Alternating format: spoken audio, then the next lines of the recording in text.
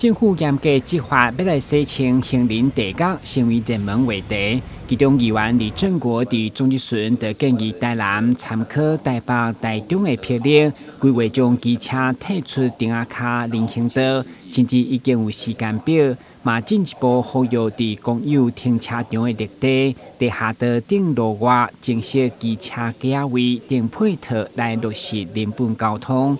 对此，高局长嘛赞同因地制宜来起办。我们的主要项目能够转移到合情合法的一些停车空间。坦白讲，台北这个动作有点像钻石断腕，而不是我们在细缝中找细缝来解套目前的窘境啊。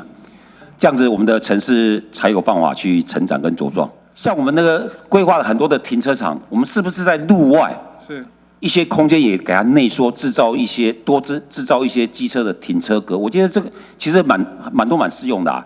我看到很多我们的公家停车场旁边就是一个小绿地，上面长满了杂草，但是那个东西其实你都可以退缩变成机车停车格。我觉得这个东西我们也可以去检讨。机车需求很大的地方，能够例外开放来做停车使用哈。我们划设公共停车格的这个空间之后，不过前提是必须要预留1.5米以上的人行空间，所以它其实是在兼顾人行跟机车停放的需求的一个平衡的措施的。当然我们看到台北市的这些路段，其实它都是在比较宽的这个路段，所以它其实把机车移出人行道或骑楼之后，它其实摆在路面上，或者是摆在巷弄里面，它也是需要解决这些机车停车需求。如何彻底解决交通问题？议员以韩国推动全民交通安全教育优先为例，要求教育便利教材纳入课程。对此，市长吴惠婷嘛相当认同，强调一定要对家庭、学校甲社会教育三方面导入。